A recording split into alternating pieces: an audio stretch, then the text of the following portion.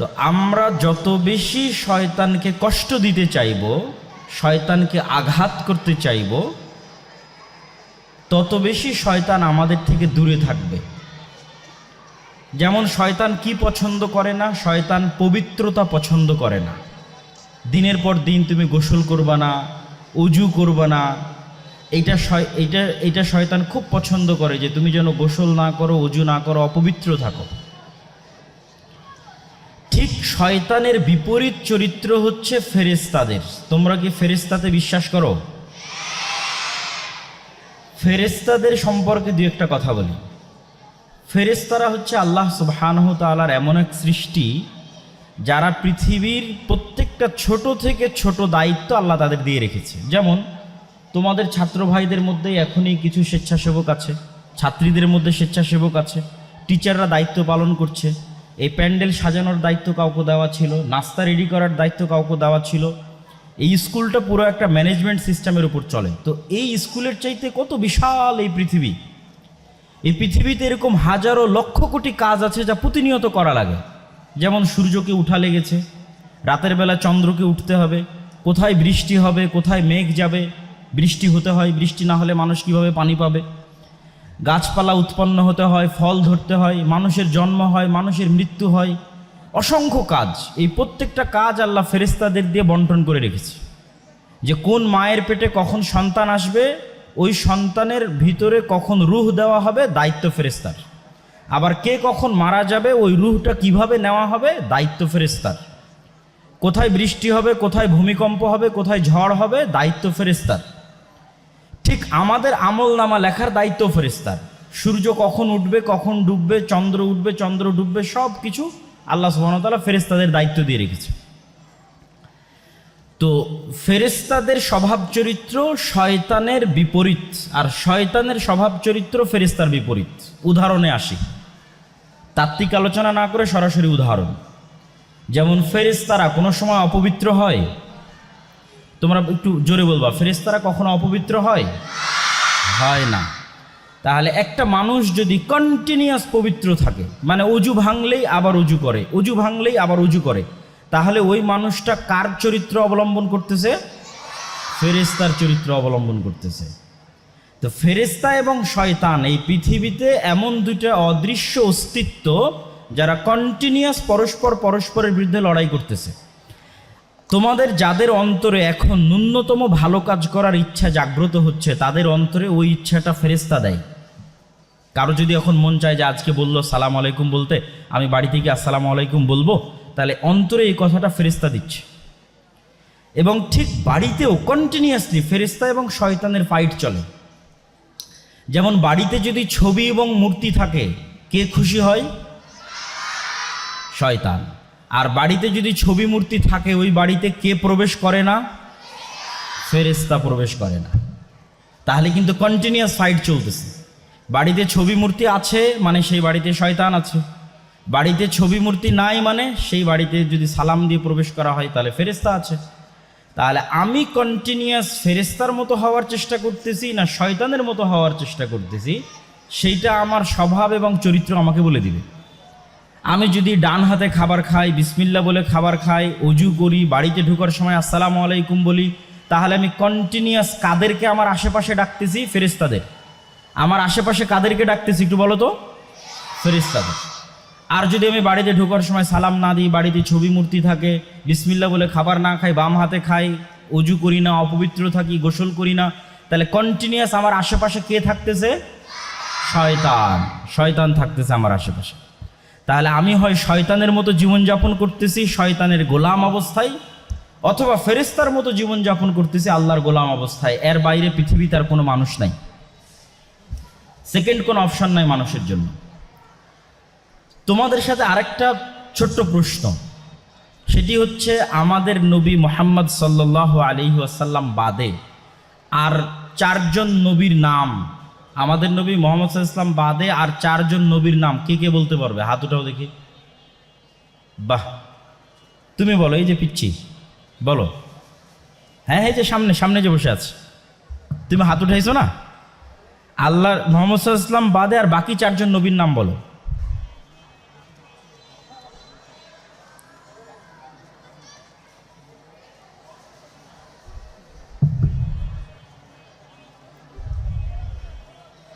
বলো। এখানে আরেকজন কে যেন হাত উঠাইছিল, ওনাকে দাও, ওই যে পিছে দাও দাও।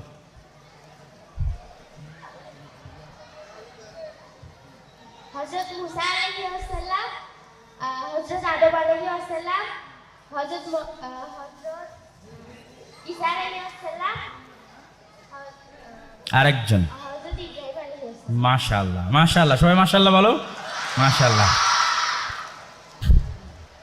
আমরা আমাদের লাইফে প্রতিনিয়ত অন্য মানুষ দ্বারা প্রভাবিত হই। খুব মনোযোগ দিয়ে শুনবা।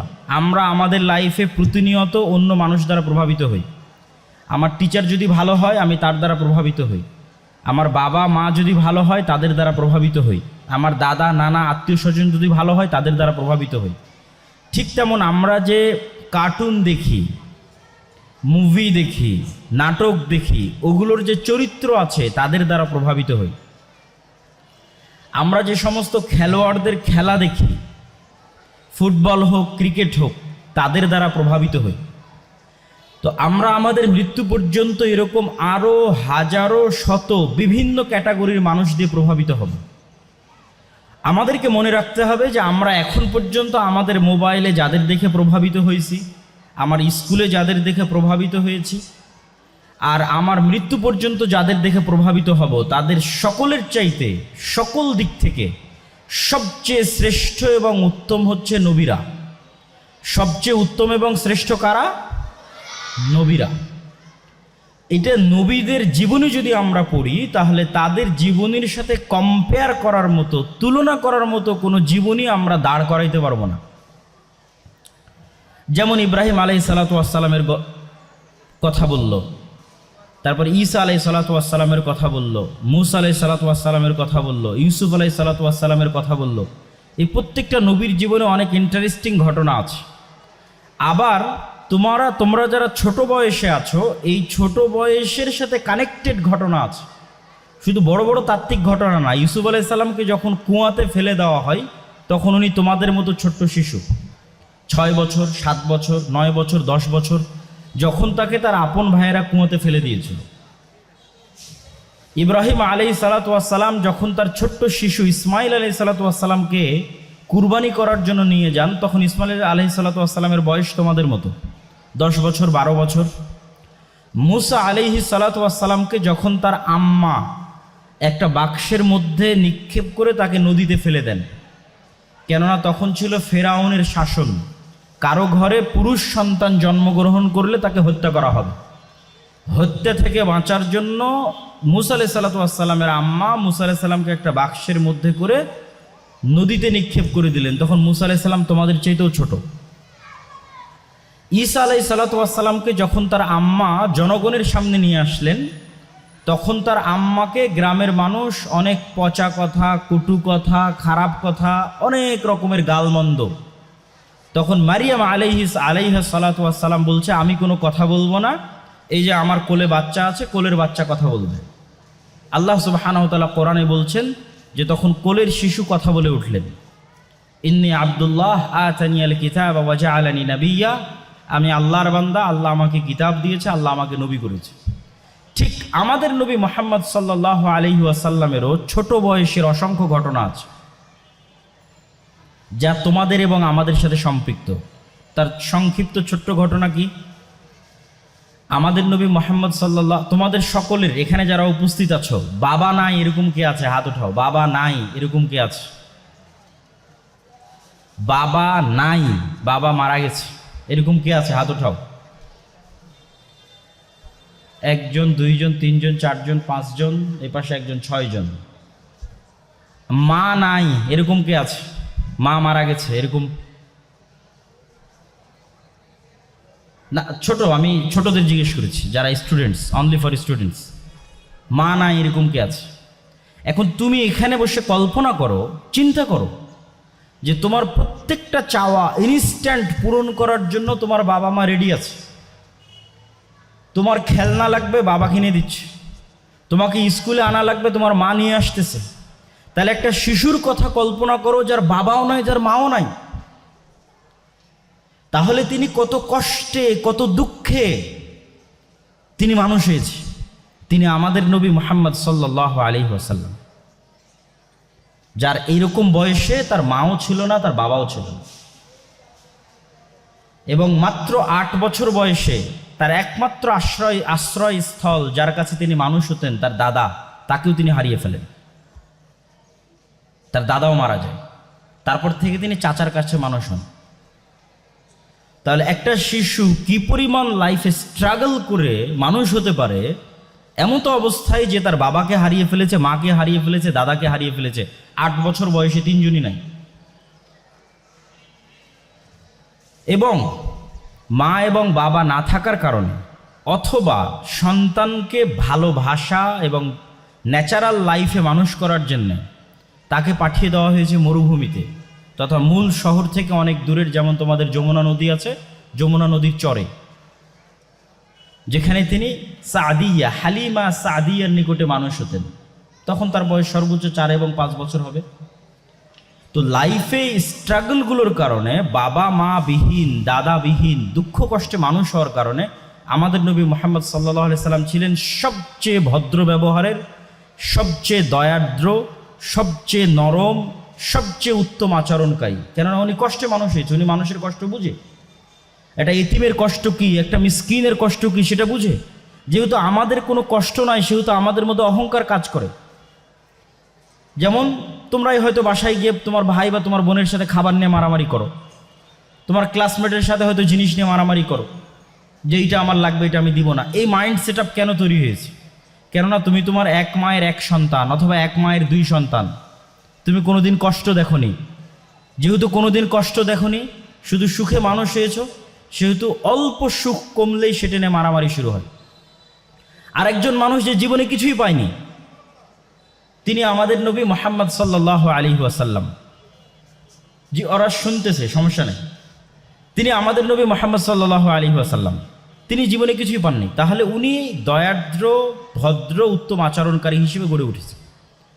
এই জন্য উত্তম আচরণের জগতে মুহাম্মদ সাল্লাল্লাহু আলাইহি ওয়াসাল্লামের চেয়েতে শ্রেষ্ঠ কেউ নাই। তোমরা যদি বলো যে আজকে সিরাত মাহফিল থেকে আমরা মুহাম্মদ সাল্লাল্লাহু আলাইহি ওয়াসাল্লামের জীবনী থেকে কি শিখব, তাহলে আমি তোমাদেরকে বলবো যে তোমরা 3টে জিনিস শিখতে পারো মুহাম্মদ সাল্লাল্লাহু আলাইহি ওয়াসাল্লামের জীবনী থেকে। 1, সত্য বলা। 1 নাম্বার কি বলো তো? সবাই জোরে বলো, 1 নাম্বার কি?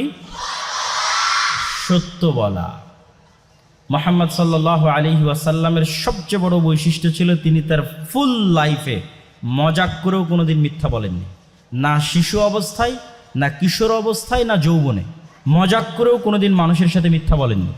সমগ্র এলাকাবাসী তাকে জানতো একজন সত্যবাদী হিসেবে, তার নাম হয়ে গেছিল সত্যবাদী। মিথ্যা কারা বলে? যারা ভীরু কাপুরুষ, যারা ভয় পায়, তারা মিথ্যা বলে। মা বকবে, টিচার বকবে, বকবে কি হবে? ফাঁসি হবে, শুলি হবে, এর বেশি কিছু হবে না। মা বকবে, বাবা বকবে, কি বকবে? একটা মারবে, বাস, আর কিছু না। কিন্তু ওই বকা থেকে, ওই মারা থেকে বাঁচার জন্য তুমি যে মিথ্যা বলতে অভ্যস্ত হচ্ছ, এটা তোমার চরিত্রকে ধ্বংস করে দিচ্ছে। এই জন্য মুহাম্মদ সাল্লাল্লাহু আলাইহি ওয়াসাল্লামের জীবনী থেকে যদি আমরা একটা কিছু শিখতে চাই, সেটি হচ্ছে মুহাম্মদ সাল্লাল্লাহু আলাইহি ওয়াসাল্লাম জীবনে কোনোদিন মিথ্যা বলেনি। আমরা কোনোদিন মিথ্যা, একটু জোরে বলো, আমরা কোনোদিন মিথ্যা বলবো না। 2 নম্বর, মুহাম্মদ সাল্লাল্লাহু আলাইহি ওয়াসাল্লাম ছিলেন ন্যায়পরায়ণ। ন্যায়পরায়ণ মানে কি? যেটা দিয়ে আমরা আগেরটা শুরু করলাম, যে উত্তম আচরণকারী, ভদ্র ব্যবহারকারী, নম্র, দয়াদ্র, সেটি ন্যায়পরায়ণ। ন্যায়পরায়ণ মানে হচ্ছে তোমরা যারা ক্লাসমেট আছো, বন্ধু বান্ধবী, ভাই, ফ্রেন্ড সার্কেল, এই প্রত্যেকটা জায়গায় উঠা বসা করতে গিয়ে আরেকজনকে ধোঁকা না দেওয়া এবং আরেকজনের সাথে ন্যায় বজায় রাখা। পিতামাতার সাথে ন্যায়, টিচারের সাথে ন্যায়। পিতামাতার সাথে ন্যায় কি? পিতামাতার কথা শোনা, এটাই হচ্ছে ন্যায়। টিচারের সাথে ন্যায় কি? টিচারের কথা শোনা। বন্ধু বান্ধবের সাথে ন্যায় কি? তাদেরকে ধোঁকা না দেওয়া। তো ন্যায়পরায়ণ হওয়া, ন্যায়পরায়ণ হওয়া, সত্যবাদী হওয়া, সত্যবাদী হতে শিখা, ন্যায়পরায়ণ হতে শিখা। আর 3 নম্বর, যদি আমরা মুহাম্মদ সাল্লাল্লাহু আলাইহি ওয়াসাল্লামের জীবনী থেকে কোনো শিক্ষা নিতে চাই, সেটি হচ্ছে মানুষের উপকার করতে জানা।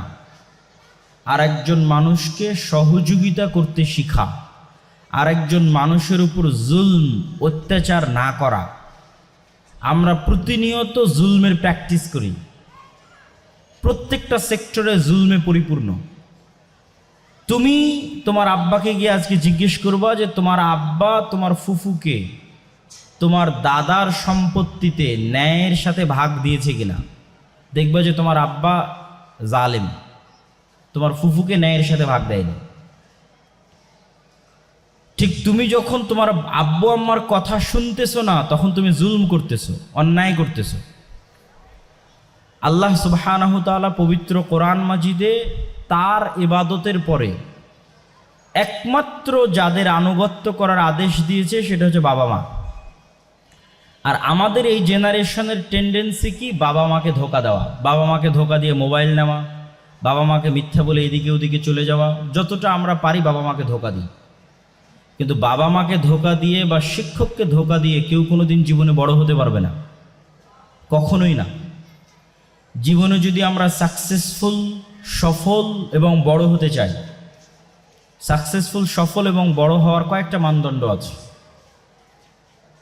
তোমাদের কাছে মনে হতে পারে যে বাড়ি এবং গাড়ি তৈরি করতে পারা এটা সফল, মনে হতে পারে অনেক বড় চাকরি পাওয়া সেটি সফল, স্কুলে ভালো রেজাল্ট করা সেটি সফল, ফার্স্ট সেকেন্ড থার্ড হওয়া সেটি সফল। অবশ্যই এগুলো ছোট্ট ছোট্ট সফলতা, কিন্তু সবচেয়ে বড় সফলতা হচ্ছে আদর্শ মানুষ হওয়া। সবচেয়ে বড় সফলতা সত্যবাদী, ন্যায়পরায়ণ, পরোপকারী হওয়া। আজকের এডুকেশন সিস্টেমের মূল ভিত্তি হচ্ছে টাকা কামানোর মেশিন তৈরি করা, মানে ছেলেরাও টাকা কামানোর মেশিন, মেয়েরাও টাকা কামানোর মেশিন। যে টাকা কামাইতে পারবে সে সফল। ইসলাম কিন্তু এটা বলে না, আমাদের নবী মুহাম্মদ সাল্লাল্লাহু আলাইহি ওয়াসাল্লাম কিন্তু এটা শিখাননি। সফলকে যে টাকা কামাতে পারলো এরকম মানদণ্ড নয়, টাকা কামাতে পারতে পারে, মানদণ্ড হচ্ছে যে সত্য বলতে পারলো, যে মানুষের উপকার করতে পারলো, ন্যায় প্রতিষ্ঠা করতে পারলো, জুলম করলো না, না নিজের বোনের উপর, না ভাইয়ের উপর, না বাবা মায়ের উপর অত্যাচার করলো না, সে হচ্ছে সফল। এবং সে কেন সফল? তাকে আল্লাহ সুবহানাহু তাআলা ভালোবাসে, এবং কিয়ামতে এবং পরকালে, জান্নাতে, দুনিয়াতে যা যা সে পায়নি তার সকল কিছুর ব্যবস্থা আল্লাহ জান্নাতে রাখবে। জান্নাতে থাকবে দুধের নদী। এখন বাজারে দুধ কিনে নিয়ে আসতে হচ্ছে 1 লিটার, 2 লিটার। একটা গাভী দুধ দেয় 10 লিটার, 15 লিটার, 20 লিটার। আর জান্নাতে যমুনা নদীর চাইতেও বড় নদী থাকবে, যে নদীটা হবে দুধের। মানুষ সেই নদীতে গিয়ে দুধ নিবে। জান্নাতের নদী থাকবে মধুর। এখন কত লক্ষ লক্ষ কোটি কোটি মৌমাছি একত্রিত হয়ে একটা চাক তৈরি করতেছে, সেই চাক ভেঙে হাজার হাজার টাকা দিয়ে মধু বিক্রি হচ্ছে। আর জান্নাতে মধুর নদী থাকবে, সমুদ্র থাকবে মধুর। মানুষ, তোমাদের মতো ছোট ছোট বাচ্চারা যা পাও না, তোমার যে খেলনার দরকার, হেলিকপ্টার খেলনার দরকার, গাড়ির দরকার, সাইকেলের দরকার, কারো যদি জান্নাতে প্রয়োজন হয়, সে বলা মাত্র সাথে সাথে সেটি পেয়ে যাবে। এর নাম হচ্ছে জান্নাত। এবং আল্লাহ সুবহানাহু তাআলা তার প্রত্যেক সৃষ্টিকে ভালোবাসে। তোমাদের প্রত্যেককে ইন্ডিভিজুয়ালি আল্লাহ ভালোবাসে। তোমার বাবা মায়ের চাইতে বেশি, তোমার টিচারের চাইতে বেশি, তোমার আত্মীয় স্বজন, বন্ধু বান্ধব, ফ্রেন্ড সার্কেলের চাইতে বেশি, প্রত্যেককে তোমাদের সৃষ্টিকর্তা বেশি ভালোবাসে। তাহলে সফল সেই ব্যক্তি, আল্লাহ সুবহানাহু তাআলা বলছেন যে সফল সেই যে কিয়ামতের দিন দেখবে যে তাকে জাহান্নামে নিক্ষেপ করা হচ্ছে না, বরং জান্নাতে যেতে দেওয়া হচ্ছে। তো জান্নাতে যে যেতে দেওয়া হচ্ছে, এইটি হচ্ছে মানুষের জীবনের সফলতার মানদণ্ড। আর এই সফলতাটা যদি আমরা অর্জন করতে চাই, আমাদের কন্টিনিউয়াস শয়তানের বিরুদ্ধে যুদ্ধ করতে হবে। আর শয়তানের বিরুদ্ধে যুদ্ধ করার জন্য আমরা হেল্প পাবো কোথায়? নবীদের জীবনীতে। নবীদের জীবনীতে অসংখ্য শিক্ষা পাবা শয়তানের বিরুদ্ধে যুদ্ধ করার জন্য। ইব্রাহিম আলাইহিসসালাতু ওয়াসসালামের জীবনী, আমাদের নবীর জীবনী, মুসা আলাইহিস সালামের জীবনী, এই জীবনীগুলো তোমাদের জানা উচিত, পড়া উচিত। বাবা মায়ের উচিত, টিচারদের উচিত ক্লাসে আলতু ফালতু গল্প না করে মাঝে মধ্যে 2-1টা নবীদের জীবনী শোনানো। এবং আমি তোমাদেরকে আরও স্পষ্ট করে আমাদের মূল টপিকের দিকে নিয়ে যাই যে তোমরা তোমাদের লাইফে মোবাইলে যত রোল মডেল দেখো, নায়ক নায়িকা, খেলোয়াড়, সাকিব আল হাসান হোক, মাশরাফি বিন মুর্তজা হোক, আর মেসি হোক, আর রোনালদো হোক, ফুটবলের প্লেয়ার, অথবা মুভি এবং কার্টুন বা নাটকের যারা চরিত্র আছে তারা হোক, তাদের প্রত্যেকের চাইতে, সকলের চাইতে শ্রেষ্ঠকে নাম বলো, মুহাম্মদ সাল্লাল্লাহু আলাইহি ওয়াসাল্লাম। সকলের চাইতে শ্রেষ্ঠকে একটু জোরে বলো তো, মুহাম্মদ সাল্লাল্লাহু আলাইহি ওয়াসাল্লাম। এই বিশ্বাসটা যখন অন্তরে একবার গেঁথে যাবে যে পৃথিবীতে তুমি আর যাদের দেখতেছো তারা সকলেই অসম্পূর্ণ, ইনকমপ্লিট, কোথাও না কোথাও তার ত্রুটি আছে, কোথাও না কোথাও তার সমস্যা আছে। একমাত্র কমপ্লিট পারসন যিনি সকল দিক থেকে সর্বোচ্চ স্তরে আছে তিনি মুহাম্মদ সাল্লাল্লাহু আলাইহি ওয়াসাল্লাম। তো আমরা যদি শয়তানের সাথে ফাইট করতে চাই, ফেরেশতাদের মতো হতে চাই, তাহলে মুহাম্মদ সাল্লাল্লাহু আলাইহি ওয়াসাল্লামের জীবনী থেকে শিখতে হবে। তবেই আমরা মৃত্যুর পরে জান্নাতের মতো মজাদার জায়গা, জান্নাতের মতো আনন্দদায়ক জায়গা, পৃথিবীর কোনো পার্ক, পৃথিবীর কোনো আনন্দ মানুষ চোখেও দেখেনি, কানেও শোনেনি, কল্পনাও করেনি এতটা মজাদার এবং এতটা আনন্দদায়ক হবে জান্নাত। জান্নাতের মতো এরকম মজাদার এবং আনন্দদায়ক জায়গায় আমরা আমাদের মৃত্যুর পর প্রবেশ করব।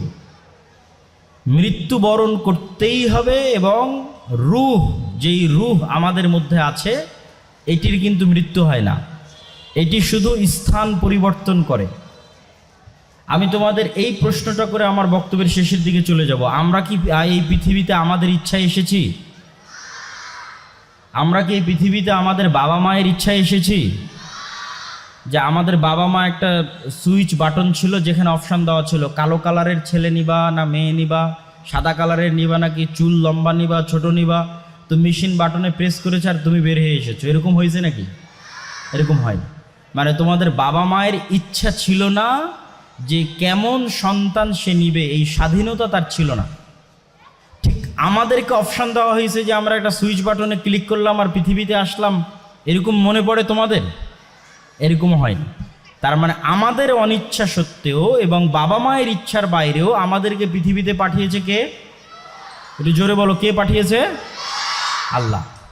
তাহলে এখন যদি এই পৃথিবীতে আমরা আমাদের ইচ্ছার বাইরে, বাবা মায়ের ইচ্ছার বাইরে এসে থাকি, আল্লাহ চাইলে আরেকবার কিয়ামতের মাঠে তিনি আমাদের আনতে পারবেন না? পারবেন না? পারবেন। একটা কাজ একবার করা কঠিন, দ্বিতীয়বার করা অনেক সহজ। আল্লাহ যখন ফার্স্ট টাইম এখানে আমাদের নিয়ে আসছে, সেকেন্ড টাইম পুনরায় তিনি আমাদের কিয়ামতের মাঠে নিয়ে আসবেন। এবং এই রুহের কখনো মৃত্যু হয় না, এই রুহ জাস্ট জায়গা ট্রান্সফার করে, চেঞ্জ করে। তো এই রুহ আমাদের এখান থেকে বের হয়ে আল্লাহর কাছে চলে যাবে। তারপরে যখন আবার কিয়ামত হবে তখন আবার আল্লাহ সুবহানাহু ওয়া তাআলা সেই রুহটাকে দিয়ে দিবেন। এই জন্য এই রুহের রহস্য কোনো ডাক্তার ভেদ করতে পারে না, কোনো সায়েন্টিস্ট ভেদ করতে পারে না। তাহলে যেহেতু আমাদের মৃত্যু হবে, মৃত্যুর পর পুনরায় আল্লাহর সাথে সাক্ষাৎ হবে, তখন জান্নাত এবং জাহান্নাম থাকবে। তখন জান্নাতের মতো মজাদার জায়গায় আমি ঢুকতে পারছি কিনা, এটি হচ্ছে সফলতার মানদণ্ড। ওই জান্নাতে আমাকে যেন ঢুকতে না দেওয়া হয়, এর জন্য পৃথিবীতে কন্টিনিউয়াস আমাদেরকে পথভ্রষ্ট করবে কে? শয়তান। আর আমাদের কন্টিনিউয়াস শয়তানের বিরুদ্ধে ফাইট করতে হবে। ওই কাজটাই বেশি বেশি করতে হবে যেটাতে শয়তান কষ্ট পায়, ওই কাজটাই বেশি বেশি করতে হবে যেটাতে কে কষ্ট পায়? শয়তান কষ্ট পায়। বাড়িতে যখন ঢুকবা, ঢোকার সময় যখন আসসালামু আলাইকুম বলবা, তখন ইবলিস চিৎকার করে বলে লা মাবিতা লাকুম ওয়ালা আশা আলাকুম। এই শয়তানের চেলা চামান্ডা দোসর বন্ধু বান্ধবেরা, এই বাড়িতে আর তোমাদের থাকার জায়গা হলো না, চলো এই বাড়ি থেকে যাই। তাহলে সালাম দিলে কে কষ্ট পায়? শয়তান কষ্ট পায়। শয়তান এবং এই ফেরেশতার এই চরিত্রের মধ্যে সফল হতে চাইলে মুহাম্মদ সাল্লাল্লাহু আলাইহি ওয়াসাল্লামের চরিত্র ছিল ফেরেশতাদের মতো। মুহাম্মদ সাল্লাল্লাহু আলাইহি ওয়াসাল্লামের জীবনী পড়বা, সত্যবাদী হবা, ন্যায়পরায়ণ হবা, পিতামাতার কথা শুনবা, জীবনে সাকসেসফুল হবা, ইহকালেও সফল, পরকালেও সফল। তোমরা কি হতে চাও না? চাও না? তোমরা কি মুহাম্মদ সাল্লাল্লাহু আলাইহি ওয়াসাল্লামের মতো উন্নত এবং মহৎ হতে চাও না? চাও না? জোরে বলো। চাই। হওয়া কঠিন কিছু নয়। তোমরা শয়তানের বিরুদ্ধে যুদ্ধ করতে চাও না? চাও না? শয়তানের বিরুদ্ধে যুদ্ধ করতে চাও। ফেরেশতাদের মতো হতে চাও না চাও না? হতে চাই। ফেরেশতাদের মতো হওয়ার চেষ্টা করো, শয়তানের বিরুদ্ধে যুদ্ধ করো, মুহাম্মদ সাল্লাল্লাহু আলাইহি ওয়াসাল্লামের জীবনী থেকে শিখো। আল্লাহ সুবহানাহু ওয়া তাআলা তোমাদের সফল করুক, আল্লাহুম্মা আমিন। এই বলে আমি আমার সংক্ষিপ্ত বক্তব্য লম্বা করছি না। তোমাদের জন্য এতটুকুই ছিল নাসিহা, এতটুকুই ছিল উপদেশ। আল্লাহ তোমাদের আমার এই সংক্ষিপ্ত বক্তব্য থেকে তোমাদের শিক্ষা নেওয়ার তৌফিক দান করুক। তোমরা ডাইরেক্ট প্রশ্ন করতে পারবা। কেউ যদি